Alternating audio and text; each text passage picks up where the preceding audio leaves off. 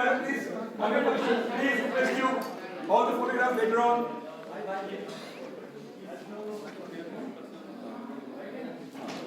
सबको मिलेगा, सब कुछ मिलेगा। आप सबका प्यार आशीर्वाद। मुद्दा 370 हमारी फिल्म का आज हम ट्रेलर ओपन करेंगे और आपको हमारे जो प्यारे से गाने हैं वो सब दिखाएंगे आपको।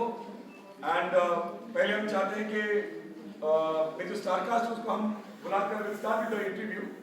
Rakesh ji please come on the stage. Come on the stage. Mohan Kapoor ji please come on the stage. My producer जो दिल्ली से बिलोंग करते हैं, जो यहाँ के सुप्रीम कोर्ट के लॉयर भी हैं, जिन्होंने मुझे आशीर्वाद दिया, जो फिल्म बना रहे हैं उनके साथ। बहुत ही Puneet ji please come on the stage.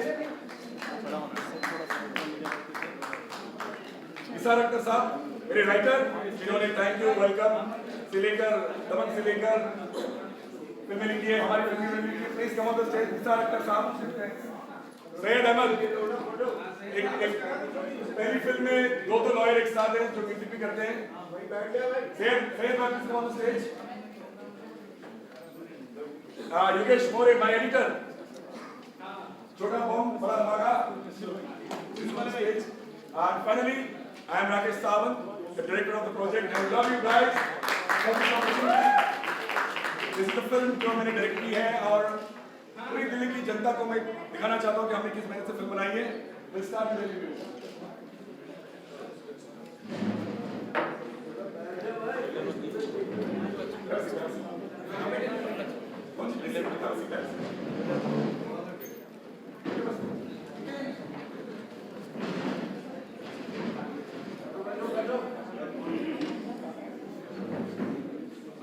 जो लोग खड़े हैं प्लीज, कुछ लोग हैं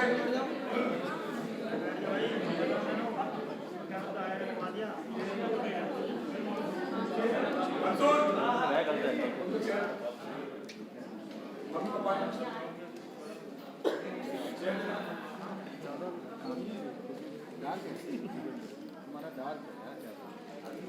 सेकंड सीट से प्लीज हमारे जो गेस्ट हैं रिक्वेस्टेड यू कि प्लीज हमारे लोगों को प्लीज जो बॉम्बे से आए हैं, ये हमारे स्टार कास्ट है, हमारे टेक्नीशियंस हैं।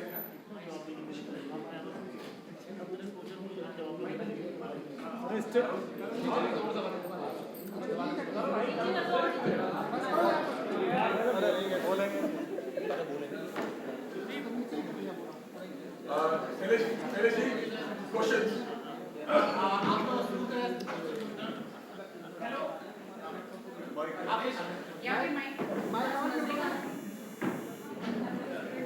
स्प्रेड नहीं हो सकता। नहीं मैम सब माइक कैमरे चले।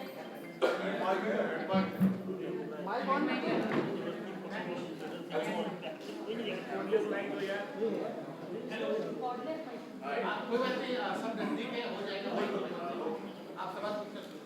मैं राहुल के कमलपाल क्षेत्र से मेरा पहला सवाल है आपसे कि मुद्दा 370 एक ये ऐसा मुद्दा है जो कहीं ना कहीं लोग इससे इमोशनल भी अटैच हैं। तो इस प्रोजेक्ट से आपको जुड़ना कैसे हुआ और कैसे आपके मन में आया कि मुझे इस प्रोजेक्ट से जुड़ना चाहिए और लोगों के सामने लेकर आना चाहिए? सबसे पहले good evening Delhi. Hello thank you so much Badu साहब। The mic is here finally. हाँ बिल्कुल गुड इवनिंग दिल्ली।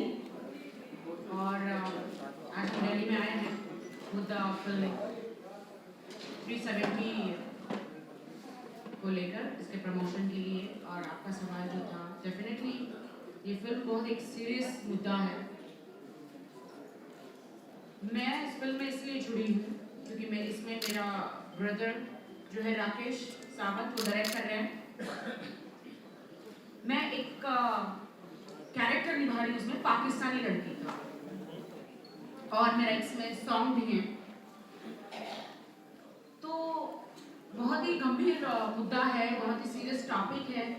इस पर राकेश सावंत ने डिसीजन लिया कि I should do that character, इसलिए मैं इस फिल्म से जुड़ी थी।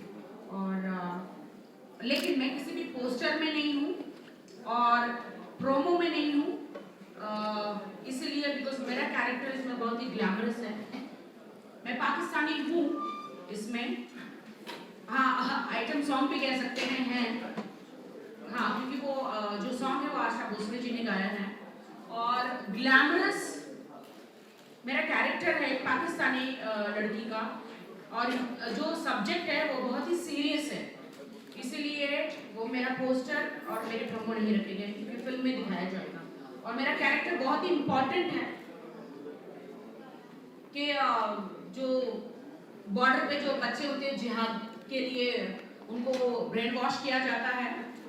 कुछ जो मौलवी होते हैं, सारे मौलवी को मैं नहीं कहूँगी, कुछ मौलवी जो होते हैं जो बहुत ही ठरकी होते हैं, मुझे ऐसा लगता है। आप बोलेंगे क्यों ऐसा? क्यों? क्योंकि छोटे छोटे बच्चों का भविष्य उनके हाथ में होता है। उनके माँ बाप जो होते हैं वो उनको वहाँ पे तालीम लेने के लिए भेजते हैं, लेकिन वो लोग वहाँ पर उनको कुछ सिखाने के बदले, कुछ अच्छी चीज किताबें हाथ में देने के बदले उनको जिहाद के लिए ब्रेन वॉश करते हैं, ह्यूमन बॉम्ब के लिए, आतंकवाद के लिए, और उनको लालच दिया जाता है। मतलब ना थोड़ा फिल्मों में वो दिखा रहे हैं कि उनको बच्चों को बोलते हैं कि आप लोग कौम के लिए जिहाद करो, जो ये हूर यहाँ पे है ना वो ऊपर भी मिलेगी। तो मैं वैसे मौलवी को मैं पूछना चाहूंगी, आप कब ऊपर गए थे ऊपर हूर को देखने के लिए? ऐसे लोग हैं, ऐसे लोग हैं हम लोगों। मैं उनमें से एक मौलवी तो यही प्ले कर रहे हैं, बहुत ही ठरकी मौलवी हैं मोहन जी। इसमें जो कैरेक्टर इनका है वैसा, तो मतलब मैं हमेशा उनकी बहुत ही इज्जत करती हूँ। ऐसा नहीं है मौलवी लोगों की, कुछ मौलवी बहुत ही अच्छा अपने काम के लिए काम कर रहे हैं। कुछ लोग जो है बच्चों का ब्रेन वॉश करते हैं और उनको हाथ में किताब देने के बजाय, कॉलेज स्कूलों में भेजने के बजाय उनका ब्रेन वॉश करके उनको ह्यूमन बॉम्ब बनाते हैं और आतंकवादी बनाते हैं। उन्हें उनके घरों में पैसा देकर लालच देते हैं। तो ये जो मुद्दा 370 में ये इसमें उसमें से ये भी एक स्टोरी है। तो इसमें मेरा एक किरदार है कि मैं उन जिहादी बच्चों को कैसे बॉर्डर पार कराती हूँ। एक पाकिस्तानी लड़की प्ले कर रही हूँ, और बहुत ही एक इंडियन होने के नाते मुझे पाकिस्तानी लड़की प्ले करने के लिए बहुत ही डिफिकल्टी हुई। स्पेशली यहाँ पे कंट्रोवर्सी हो गई थी जब मैंने पाकिस्तान का फ्लैग मेरे ऐसे मैंने शरीर पे ओढ़ लिया था, क्योंकि वो मेरा कैरेक्टर था और मुझे बहुत ही ज्यादा क्रिटिसिज्म मिला, बहुत ही ट्रोल किया गया कि तुम हिंदुस्तानी हो, पाकिस्तानी फ्लैग तुमने कैसे लगाया। अरे भाई, वो तो मेरा कैरेक्टर है। जब आप पाकिस्तानी रोल लड़की का प्ले करेगी तो मैं इंडियन फ्लैग तो नहीं लगा सकती, तो इसलिए वो मेरा कैरेक्टर था। राखी जी, आप रियल में कितने ऐसे ठरकी मौलवी से आपका मिलना हुआ या आपने कभी जाना, और ये आपको लगता है सिर्फ मौलवी ठरकी होते हैं या पंडित भी होते हैं? वाह, देखिए जो धर्म के खिलाफ जाए वो ठगी ही होते हैं, चाहे कोई भी हो, चाहे वो कोई भी हो। धर्म के खिलाफ जाए, जो काम के लिए आपको रखा गया है, चाहे पंडित हो चाहे मौलाना हो, उनको शिक्षा देनी होती है। उनका धर्म है कि बच्चों को सही रास्तों पर चलाना, ना कि वर्गलाना, ना कि उनका ब्रेन वॉश करना, ना कि बिल्डिंगें उड़ाना, उनको सिखाना कि बॉम्ब लगाओ, बिल्डिंगें उड़ा दो, फ्लाइटें उड़ा दो, या स्टेशन उड़ा दो, या मर्डर करो, या ह्यूमन बॉम्ब बनाओ। नहीं, अल्लाह और हमारा ईश्वर किसी भी इंसान को मारने के लिए नहीं कहता। हमको भाईचारा रखना चाहिए और हमें कभी भी किसी भी इंसान का ऐसे क्या कहते हैं आतंकवादी नहीं बनना चाहिए। जी अच्छा राखी जी, मैं खबर से हूँ, मैं ये पूछना चाहता हूँ कि आपका कोई ऐसा यादगार रोल होगा, जैसे उमराव जान में रेखा का था, मदर इंडिया में नरगिस का था, क्या इसमें हम उसको इस कैरेक्टर को कहीं कंपेयर कर सकते हैं? ना मुझे चालबाज का रोल प्ले करने मिला, ना मदर इंडिया का। इसमें तो मैं गोलियों पे गोलियां खाई, तो मैं तो इसमें हम ये देखना चाहेंगे कि जो राखी सावंत का जो टैलेंट है, जो क्योंकि आप हिंदुस्तान की जो टॉप मोस्ट जो हीरोइन है उनमें से निकल कर आती है, आपको जो पूरा हिंदुस्तान मकबूल करता है, आपको स्वीकार करता है, और हिंदुस्तान ये देखना चाहता है कि आप किसी ऐसे धातु रोल में आए जो रेखा जी ने किया, जो नरगिस जी ने किया, जो मीना कुमार जी ने किया। क्या ऐसा कोई आपका ड्रीम रोल है? मेरा ड्रीम रोल है, लेकिन क्या हिंदुस्तान की मीडिया जानना चाहेगी कि मैं क्या कहना चाहती हूँ? देखिए, ऐसे रोल तो आज के तारीख में आपको नहीं मिलेंगे। यहाँ पे तो लव सेक्स एंड धोखा टाइप फिल्में बनती है, 4-4 घंटे तक ऐसे डिजिटल चैनलों में स्मूचिंग सीन्स होते हैं, जितना ज्यादा कपड़े उतारेगी लड़की उतनी ज्यादा हिट होती है। मैं ऐसे रोल नहीं करना पसंद करूंगी। मैं बहुत खुश हूँ कि मेरे भाई ने ये फिल्म बनाई और मुझे एक बहुत इज्जत का किरदार दिया, और हाँ, और मैंने एक अच्छा आइटम सॉन्ग किया। बट मैं इन फ्यूचर मैं ऐसे रोल अगर मुझे मिले तो मैं करना चाहूंगी, बट ऐसे रोल आजकल नहीं मिलते। उसके लिए और एक साइकिल बनेगी और एक युग आएगा, तब वैसे कपड़े तो वैसे सेम रिपीट हो रहे हैं, वैसी साड़ियां वैसे ब्लाउज, बट आई विश के वैसे कैरेक्टर भी हीरोइनों को दे। यहाँ पे तो जितने ज्यादा ग्लैमरस बनोगे उतनी फिल्में ज्यादा चलती हैं। उसी हिसाब से हम लोगों ने ये जो फिल्म मुद्दा 370 बहुत ही साधारण, बहुत ही साफ सुथरी फिल्म बनाई है। राकेश जी, ऐसे संगीत मुद्दे पर फिल्म बनाने के लिए आपको किन किन प्रॉब्लम्स को फेस करना पड़ा, मतलब क्या क्या प्रिपरेशंस करनी पड़ी? पहले तो ये बताना चाहूँगा कि पहले तो प्रोड्यूसर मिला ही नहीं। सबसे बड़ी प्रॉब्लम है कि मैं स्क्रिप्ट जब मैंने शुरू की थी, मुद्दा 370 तो अभी टाइटल है, मेरे टाइटल तक धारा 370 जब ये धारा थी। ये फिल्म मैंने शुरुआत की थी 2018 में, जब मैंने इसकी पहली ड्राफ्ट स्क्रिप्ट की थी। मैं 2017 और 2018 में मैंने बहुत सारी शूटिंग की थी कश्मीर में, एंड जब मेरी वहाँ पे शूट चल रही थी तो हम जिन्हें मिलते थे तो वो हमें मिलकर बोलते थे आप हिंदुस्तान से आए? तो हमने उनसे पूछा कि भाई आप कहाँ पर हैं? पाकिस्तान में। तो जब ये उनकी बातें थी कि नहीं हम तो कश्मीर के, हमारा कश्मीर अलग है, हम अलग है। फिर जब मैंने और अंदर जाने की कोशिश की, जब देखा कि वहाँ पर तो कोई कश्मीरी पंडित 0.1 भी नहीं है, कोई हिंदू नहीं दिख रहा, कोई नहीं दिख रहा, तो मैंने रिसर्च करना शुरू किया कि एग्जैक्टली ये है। जब मैंने पता किया फ्रॉम 1947 टू 1990 जब धारा 370 के बारे में मैंने सुना, सोचा, तो मैंने एक स्क्रिप्ट तैयार किया। मैंने बोला कि ये चीज पूरे हिंदुस्तान को बताना जरूरी है, पूरी दुनिया को बताना जरूरी है कि हमारे कश्मीरी पंडितों के साथ क्या हो, क्या प्रॉब्लम्स हैं उनके साथ। आज आपको पता है कि धारा 370 जब से मोदी जी ने अपना मैनिफेस्टो चलने के 3 महीने में जीतने के बाद ये धारा हटाई है, मेरी शुरुआत तो 2 साल पहले से चल रही थी इसके ऊपर। फिर मैं मिला अपने प्रोड्यूसर मिस्टर भवन सिंह पुरी, जो मेरे लिए एक गुरु की तरह है, मेरे गॉडफादर है, एंड उनके थ्रू मुझे ये एक सिटिंग में जब मैंने उनको कहानी सुनाई, he was like Rakesh why नहीं, इस सब्जेक्ट में तो हर कोई करना चाहता है, लेकिन मैंने उनको बताया कि बॉलीवुड में सब लोग सिर्फ ग्लैमर चाहते हैं, और मैं राजेश खन्ना जी के साथ 2 फिल्म कर चुका हूँ, तो वहां पर भी ग्लैमर था। तो जितने मैंने फिल्में की, I want to change myself. तो ये सब्जेक्ट इसलिए लिखा गया था क्योंकि मैं हर तरह की फिल्म करना चाहता हूँ, मैं हर तरह की फिल्म करता हूँ। और फिर जब मैंने फिल्म सुनाई हितेन निजवानी को, he was like are you serious? Then मैंने मोहन कपूर जी को सुनाई।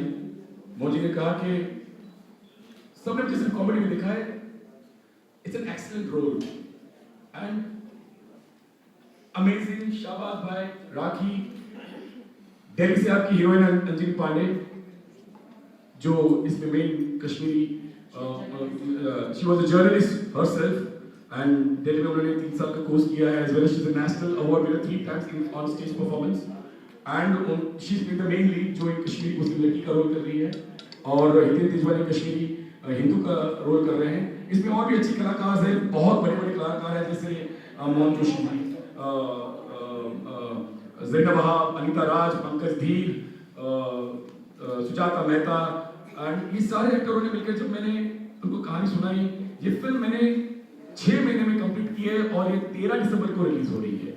तो ये जो फिल्म थी, it was not easy, and जब मैं कश्मीर में शूटिंग कर रहा था तो मैंने इसमें ये भी दिखाया गया है कि 2016 में जो फुरान वानी का जो एनकाउंटर किया था हमारी आर्मी ने, हमारे जवानों ने, वो भी मैंने इसमें दिखाया है। तो उसमें बहुत प्रॉब्लम हुई कि जब हम एनकाउंटर करे तो हमारा जो ड्रोन का जो शॉट था, जो हम ड्रोन जब ऊपर गया था तो it was fired by the military, और वहाँ के लोगों ने उसको शूट करके उसको गिराया गया था ड्रोन को। वहाँ पे कम से कम 200-300 जो कश्मीरी लड़के थे वो देश स्टोन पेल्टिंग थी, हमको 3 दिन चुप के रहना पड़ा, आर्मी का सपोर्ट लेना पड़ा, गवर्नमेंट का सपोर्ट लेना पड़ा। भवर जी ने मुझे बहुत सपोर्ट किया, अगर भवर जी नहीं होते तो शायद मुझे वो परमिशन कश्मीर में नहीं मिलती, वो शूट नहीं होती, एंड आज मैं आपके सामने मेरी टीम के साथ जो हूँ, ये सिर्फ भगवान जी का आशीर्वाद है और मेरी राखी जी का, मेरी मम्मी का, भगवान का, एंड शाहबाज भाई playing a very terrific role. Everyone in the family is like a film. Syed भाई ने म्यूजिक किया है और लिरिक्स बाय बहुत बड़े सिंगर भी इसके अंदर. आशा भोसले जी हैं, शान है, पलक बच्चर हैं, आसिफ कौर है, जावेद अली है, निसार अख्तर साहब जो हम साथ में शुरू की थी हमने फिल्म पहली 1989 में. तो we are like it's a family and everything is here. What is the focus in this film? My focus in the film is my focus in the film is the problem of the Kashmiri Pandits from 1989 to 1990 की जो problems हुई थी, वो मैं बाकायदा रूबरू आपको दिखाना चाहता हूँ कि what exactly happened during 1989 and 1990. जो कश्मीरी पंडितों के साथ जो हुआ, जो हादसे हुए, उनकी बच्चियों के साथ, उनकी बेवाओं के साथ, उनकी बहनों के साथ, उनके भाइयों के साथ, उनकी माओं के साथ, वो हादसा जब आप देखेंगे तो यू विल गेट फीलिंग के एक हिंदुस्तानी को ये फिल्म जरूर देखनी चाहिए कि धारा 370 हकीकत में है क्या. So that is my motive. Hi sir, this is Priya from Live News India. Sir मेरा क्वेश्चन सवाल से है. सर प्लीज आप अपने रोल के बारे में कुछ बताइए. हमने आपको बहुत अच्छे रोल में और वन ऑफ माय फेवरेट है सर आपको. तो आपको बड़े अच्छे रोल में हमने देखा सर. आप अपने रोल के बारे में बताइए. Thank you. सबसे पहले तो आप सबको आदाब, सत श्री अकाल, अस्सलाम वालेकुम, नमस्कार, सब कुछ एक साथ. एक बार जोर से तालियां तो बजाओ यार. बहुत शुक्रिया आपका. देखिए, ये जो फिल्म है, आपने मुझे बहुत सारे किरदारों में देखा है. टीपू सुल्तान से लेके चंद्रकांता से लेके जिद्दी अर्जुन पंडित से लेके एजेंट विनोद तक बहुत सारे किरदारों में आपने मुझे देखा है. लेकिन ये मैं फिर उसके बाद में इस तरह के कंट्रोवर्शियल किरदार करने के लिए थोड़ा हिचकिचाने लगा. लेकिन जब राकेश ने मुझे कहानी बताई तो एक सच्चाई मुझे नजर आई. ये इन्होंने नासिर साहब ने लिखी हुई कहानी है और इस सच्चाई का साथ देना मैंने अपना फर्ज समझा. और ये मेरा रोल जो है chief of army staff Pakistan, जो कि जनरल बाजवा है आजकल, और हमारे जनरल रावत हैं, तो वो मेरा किरदार है. और किस तरह पाकिस्तानी मिलिट्री रजीम ने ये जो पूरा खेल था कश्मीरी पंडितों का, और ये सारा जो खेल किस तरह इन्होंने डॉक्टर किया, ये सब पाकिस्तानी मिलिट्री और ISI सब मिल के जो किस तरह से खेल खेला गया, वो मेरे किरदार के थ्रू ये राकेश इस फिल्म में बताना चाहते हैं. मैं बहुत शुक्रगुजार हूँ मुंदिर साहब का कि जिन्होंने इतनी अच्छी फिल्म बनाने का और इस फिल्म को बैक करने का क्या कहते हैं हिम्मत दिखाई. क्योंकि इस तरह की फिल्म बनती बड़ी मुश्किलों से, लोग सामने नहीं आते डर के मारे. लेकिन congratulations to the entire team. बहुत अच्छी खूबसूरत फिल्म बनी है. और सिर्फ ये फिल्म सिर्फ एक डॉक्यूमेंट्री नहीं है कि सिर्फ आपको आर्टिकल 370 और ये इस बैकड्रॉप में एक बहुत ब्यूटीफुल लव स्टोरी है. एक कश्मीरी लड़की और एक कश्मीरी पंडित लड़के की लव स्टोरी भी है. बहुत खूबसूरत गाने हैं और बहुत अच्छी लोकेशंस पर ये फिल्म शूट हुई है और बड़ी मेहनत से बनी हुई पिक्चर है. तो मैं ये चाहता हूँ कि फिल्म ज़्यादा से ज़्यादा मकबूल हो और ज़्यादा से ज़्यादा लोग देखें.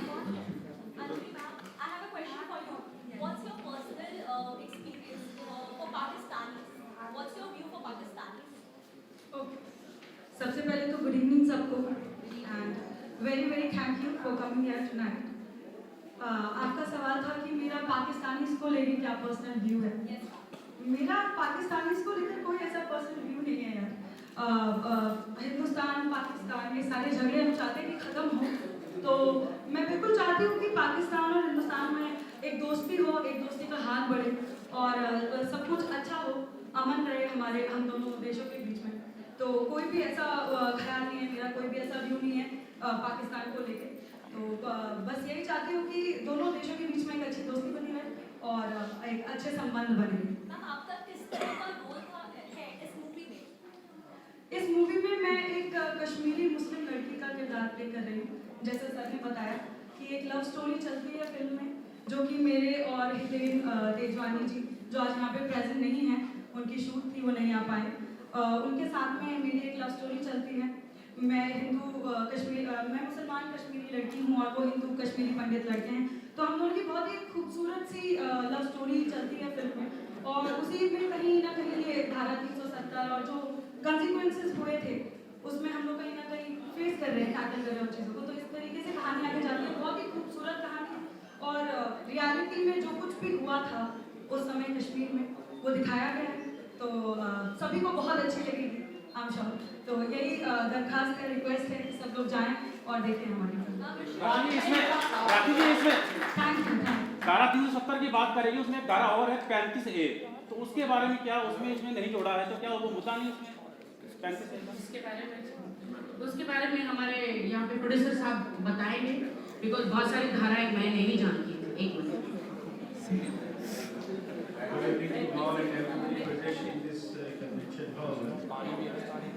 No doubt, it is very tough to make a movie on a subject like this. क्या करवा दिया क्या करवा दिया थोड़ी उत्तम माइक की So Rakesh is my for the past more than 1 decade, और 2-3 साल से कहानी में घूम रहे थे, तो मिल नहीं रहा था बनाने के लिए। मेरे से मुलाकात हुई, मैंने इसको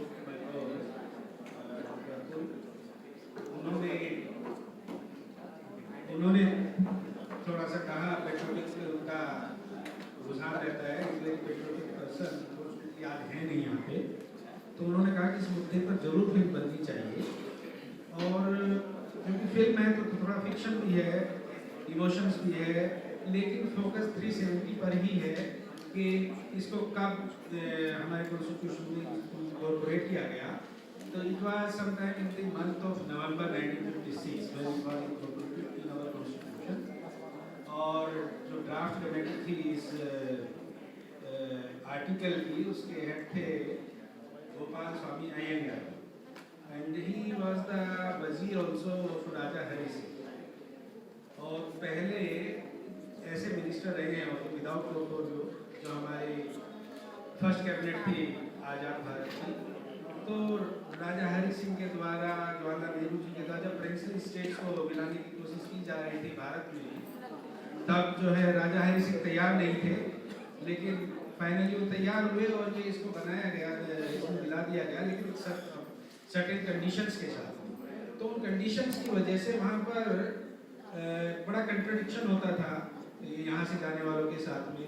यहाँ के IPC वहाँ की लागू होती थी, CRPC वहाँ की लागू होती थी, असेंबली का कार्यकाल यहाँ से 1 साल ज़्यादा था, और ऐसी बहुत सारी चीज़ें थी। तो अदर देन कश्मीर, आम कश्मीर भी चाहता था कि ये हटे, जिसकी वजह से वहाँ पर डेवलपमेंट नहीं हो पा रहा था। सिर्फ कुछ सेपरेटिस्ट, कुछ वहाँ के पॉलिटिकल लीडर्स की वजह से ये अभी तक नहीं हटाया गया था, न किसी में इतनी विल पावर थी। इस सरकार ने, करंट गवर्नमेंट ने बड़ी विल पावर दिखाई, इसको हटा दिया। अब ये मुद्दा तो रहा ही नहीं है।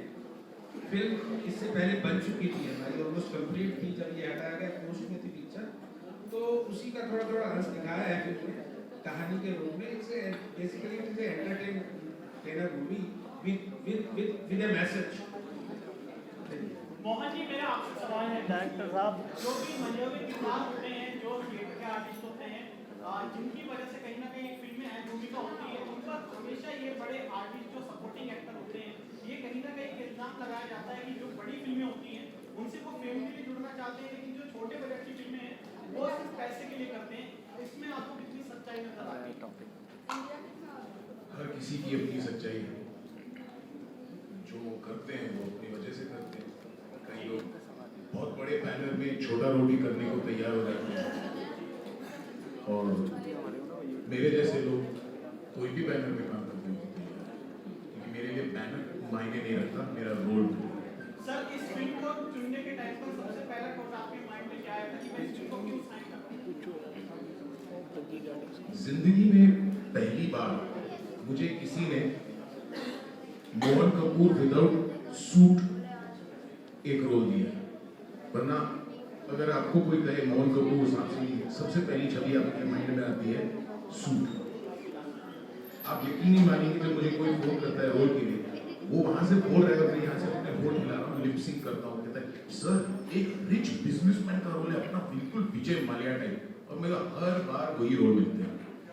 इस बार मुझे एक अलग रोल के लिए राकेश जी मुझे मिलने आए, which is executive producer casting director, और जब ये मुझे देखते रहे तो पहले मैं सोचा ये थोड़ा ऑफ है, और ये बहुत थके हुए थे क्योंकि बहुत काम करते हैं, उनको स्टार्ट शूटिंग।